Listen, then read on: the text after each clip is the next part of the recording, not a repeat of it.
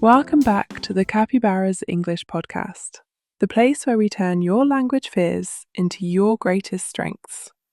I am Miss Capibara, your friendly guide through the jungle of the English language. Today, we are talking about something that makes even the most confident people sweat. I'm talking about parties, social gatherings, and the dreaded small talk. And speaking of sweating, Mr. Capi, why are you wearing a giant sunglasses and a Hawaiian shirt that is so bright I can see it from space? Are you going to a beach party, or are you trying to hide from someone?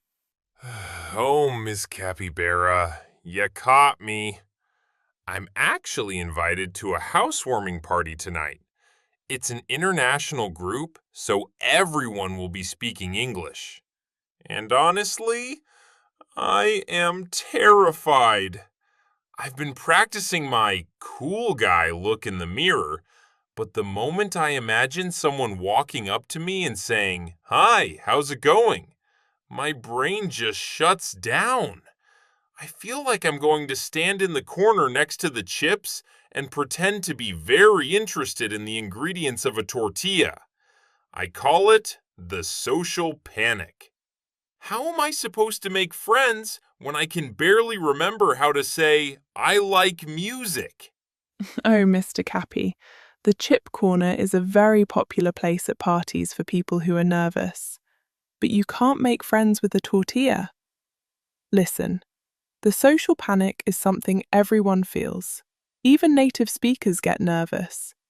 Small talk, those little conversations about the weather, the food, or the music, is like the warm-up before a workout. You don't need to have a deep philosophical debate about the meaning of life. You just need a few keys to open the doors.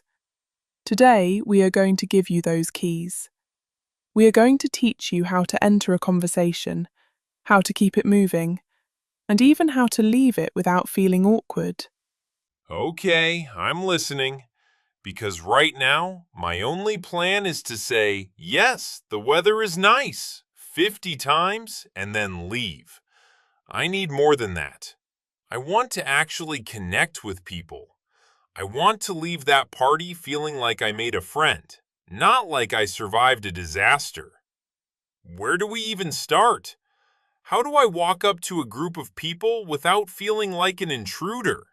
That is the hardest part, right? The approach. Most people think they need a brilliant, funny line to start. You don't. You just need to be observant. Okay, I can do food. Everyone loves food. Hi there, have you tried this dip? It's actually really good.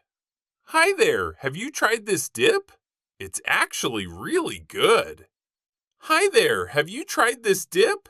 It's actually really good. Perfect. Now, once they answer, they might say, "Yes, it's great," or "No, not yet." Now you need to introduce yourself, but keep it casual. You can say, "By the way, I'm Capi. I'm a friend of the host. How do you know Sarah?" This is the magic question at a party. How do you know the host? It gives the other person an easy way to explain their connection. Practice that one for me.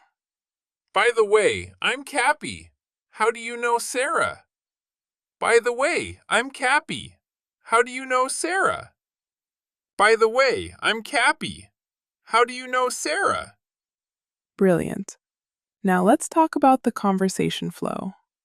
A conversation is like a game of tennis. If I hit the ball to you, you have to hit it back. If you only say yes or no, the ball falls on the floor and the game is over. You need to use follow-up questions. If they say, "I work with Sarah," don't just say, "Cool."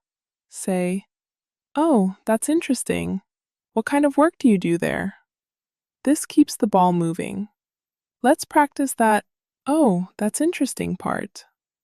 I like that. It shows I'm listening. Oh, that's interesting. What kind of work do you do there? Oh, that's interesting. What kind of work do you do there?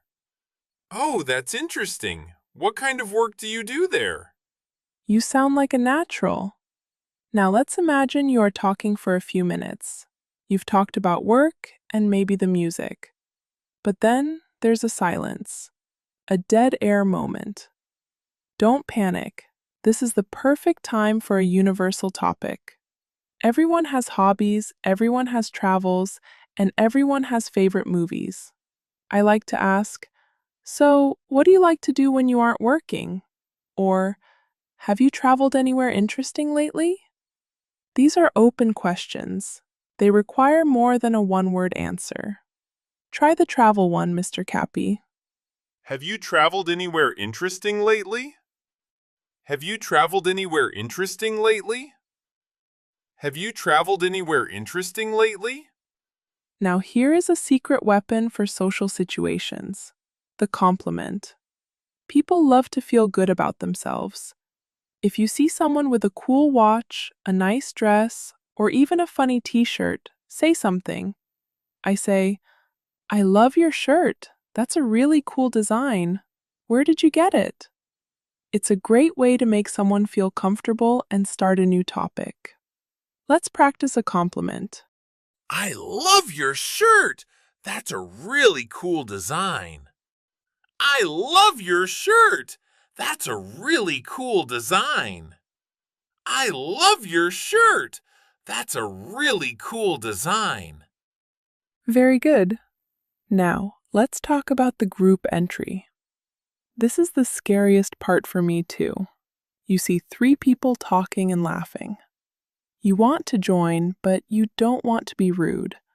The best way is to wait for a small break in the laughter, walk up, and say, Do you mind if I join you guys? I'm Capi, by the way. Most people are very welcoming at parties. If they say yes, just listen for a minute before you speak. Practice that entry line. Do you mind if I join you guys? I'm Cappy, by the way. Do you mind if I join you guys? I'm Cappy, by the way. Do you mind if I join you guys? I'm Cappy, by the way. Now, sometimes you find yourself in a conversation that is, well, a bit boring. Or maybe you just want to go get a drink or talk to someone else. You can't just walk away while they are talking. You need a graceful exit. This is a way to leave politely without hurting anyone's feelings. I always use a reason. I say, It was so nice talking to you. I'm going to go grab another drink, but I'll see you around.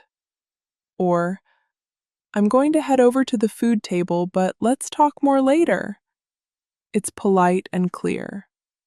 Practice your exit, Mr. Capi. It was so nice talking to you. I need that. I usually just say bye and run. It was so nice talking to you.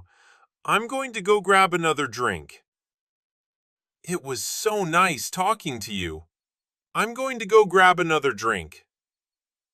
It was so nice talking to you. I'm going to go grab another drink. Much better. Now, what about when someone asks you a question? Maybe they ask, What do you do for fun? And you feel like your life is boring. Don't worry, you don't need to be an astronaut. Just be honest. You can say, To be honest, I've been really busy with work lately, but I love watching documentaries and practicing my English. It's real, it's human, and it gives them something to talk about. Try that one. To be honest, I've been really busy lately, but I love practicing my English. To be honest, I've been really busy lately, but I love practicing my English. To be honest, I've been really busy lately, but I love practicing my English.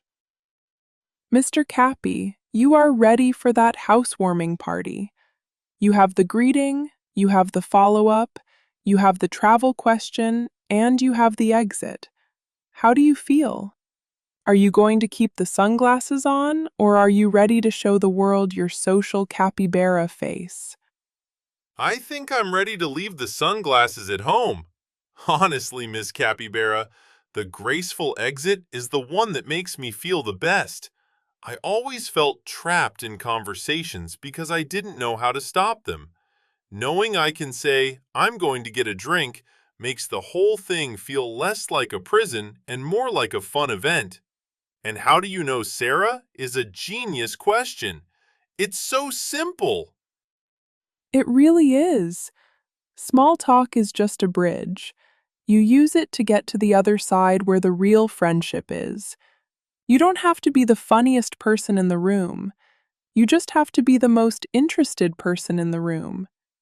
If you ask questions and listen, people will think you are a great conversationalist, even if you don't say much. That is a great tip. Be interested, not interesting. I'm going to write that on my hand. Well, maybe not on my hand. That's not very professional, but I'll keep it in my heart. Thank you so much, Ms. Capibara. I'm actually excited for the party now? Is that possible? It is absolutely possible. Socializing is a skill, just like riding a bike. The first few times you might wobble, but eventually you'll be racing. To all our listeners out there, your homework is to find one person today. It doesn't even have to be at a party, it can be at the supermarket or the bus stop, and use one of our icebreakers. Ask about the weather or a compliment.